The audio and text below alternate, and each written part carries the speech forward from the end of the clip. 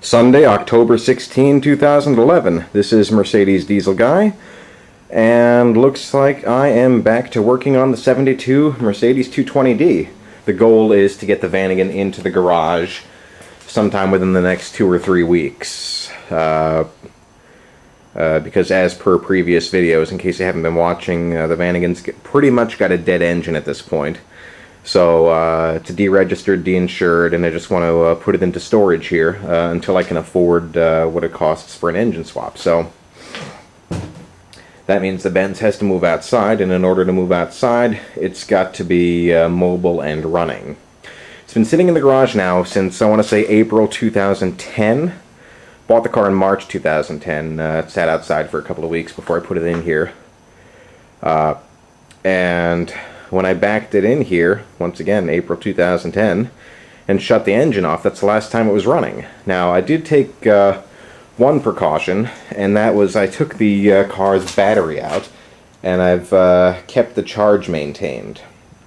Hopefully it'll still work. I think this is actually a very old battery. I can't explain why this battery isn't dead, but I don't know, it seems to keep bouncing back, so I'll use it for the time being, at least for moving the car around. I mean, if when I start driving the Benz, the battery gets finicky, then I'll buy a brand new one. So now I can get to the car, I can work on it. I mean, everything in here doesn't even look all that organized, but by my standards it is. And I can move around, and obviously the seat here is going to go back in the car. Well, whether or not I do it today, it's going to be a separate video, and what I'm going to do is reattach the fender to the car. Once I get the fender back on the car, I'm going to sand down I'm going to sand this fiberglass smooth, which I'd meant to do months and months ago, but I couldn't get to it. And then smooth that over with a little bit of Bondo and smooth that out again. Prime, clean off the fender really well, and then I'm going to paint it black to match the rest of the car. I'm going to be very carefully masking and rattle canning the car. As far as, rattle can paint jobs go, I've never done a whole car, but I've done panels, and I'm pretty good at it.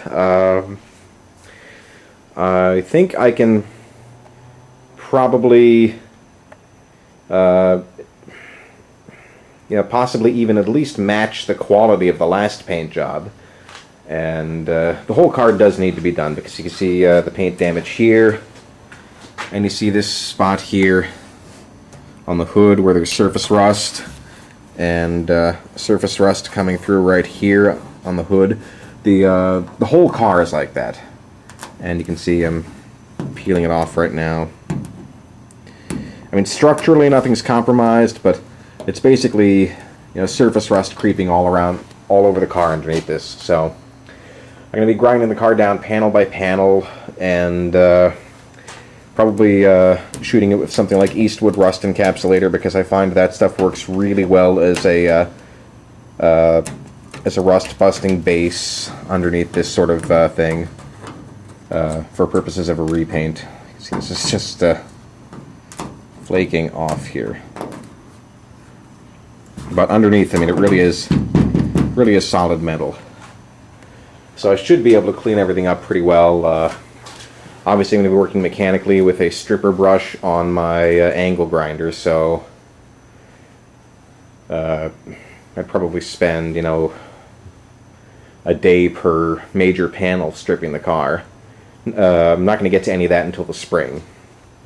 But all in all, it shouldn't take me too long for that, and then then I'll be masking and painting. I might do that as I go. Haven't decided anything yet.